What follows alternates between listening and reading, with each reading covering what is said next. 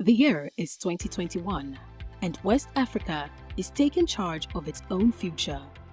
Across the continent, the paradigm is shifting, calling to enhance the lives of her citizens by financing better healthcare, quality education, improved sanitation systems, running water, electricity, good roads, and create sustainable social safety nets for the poorest of the poor. To achieve this, in 2011, the launch of Wataf provided the opportunity for tax authorities across West Africa to forge alliances, re-strategize, and work together to raise the West African economy.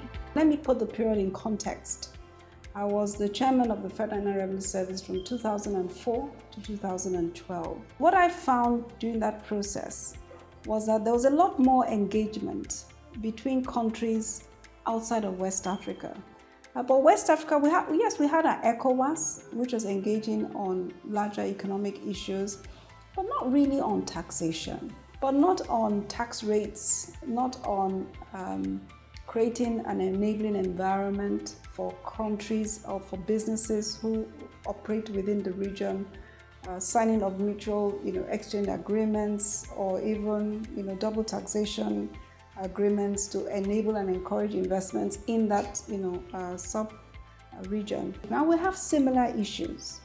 We're relating with similar cultures, similar challenges, similar people. We all come basically from and so some of the challenges you have in your country you can share with another. You understand where the other person is coming, find out what the other person has done right, and then you can exchange ideas accordingly. So I found that there's a benefit of coming together. With Wataf, we're now able to get data that we're going to use for purpose of tax assessment, collection, will enable Nigeria mobilize more revenue. The West African perspective on tax administration in the global arena is a unique one, and Wataf is set out to enhance that voice. It has fought for progress to develop capacities in West African countries for tax transparency and the exchange of information. It seeks to enhance the revenue potential of West Africa with the advent of e-commerce, hybrid financial instruments, coupled with increased sophistication of its fleet of tax advisors. They fight illicit financial flows and work towards administrative cooperation, which is at the heart of Wataf's long-standing partnership with the Global Forum through the Africa Initiative. This has led to the increase of effective revenue mobilization, which are foundational changes that all West African stakeholders seeking development will strive for if West Africa is to expedite its march towards economic self-reliance.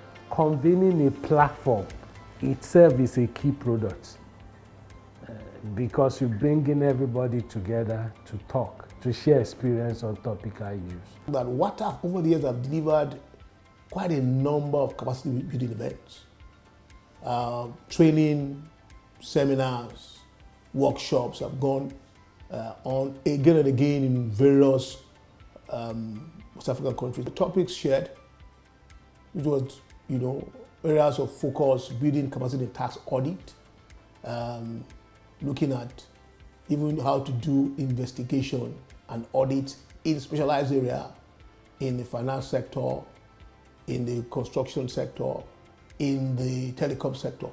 So the idea is keep being the center point for aggregating the needs of tax administrations in West Africa, and then keep engaging policymakers. And then we look forward to a time that we can say tax revenue, the domestic revenue is the mainstay of our economies in West Africa. The vision calls for transforming economies across West Africa. It fosters a spirit of collaboration among all stakeholders as awareness building at the appropriate level remains crucial in West Africa. Looking forward, Wataf means maintaining partnerships which inspire policy and administrative reforms, developing assistance which inform the design of the National Domestic Revenue Mobilization Strategy, specifically in areas of cross-border transactions and tax transparency. Other interventions include strengthening links between tax revenue collection and spending decisions by government, developing and publishing a comprehensive tax expenditure framework, increasing involvement of key stakeholders in tax policy design through structured consultations, as well as assisting member countries to reverse all forms of illicit financial flows that erode revenue base in the continent, as these are indispensable for realizing the aspirations of Wataf member states to achieve an integrated and prosperous Africa. Pour la taxation des multinationales et sur la taxation de l'économie numérique et également sur les questions des flux financiers illicites. Liberia Revenue Authority made a request to us. The capacity, the technical capacity to actually undertake the kind of audit they wanted to. They knew they were losing money, but it's a case of I know I'm losing something, but I don't have the means to stop it from drifting away. So they came to us, we brokered that. That was actually the first MOC that we brokered, and a team from Nigeria went to Liberia. They had a fruitful exchange on taxpayer service. Encouraging, although challenges remain. Billions of dollars are lost every year due to narrow tax bases, weak administrative capacities, and poor tax compliance. Illicit financial flows continue to drain large amounts of financial resources from the continent, with a severe and negative impact on the fulfillment of the African Development Agenda. Achieving the Sustainable Development Goals by 2030 requires a big increase in investment. That poses a challenge for many countries in West Africa, where most economies collect taxes that amount to less than 15% of GDP, barely enough to carry out the most basic state functions. Africa's tax deficit limits resources for healthcare, education, and other pillars of economic and social development. There is no one-size-fits-all solution, and from Wataf's technical perspective, there is a great deal of scope to collect more revenue with interventions that tackle low levels of tax payment, simpler tax systems with a limited number of rates and exemptions, boosting tax collection by using new technology.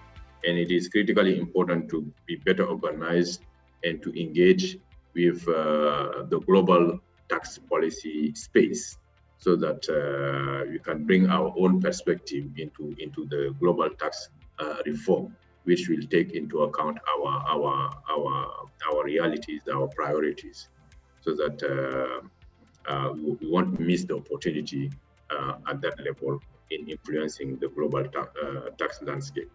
Revenue authorities don't seem to be well resourced in many of our countries to be able to carry out their work.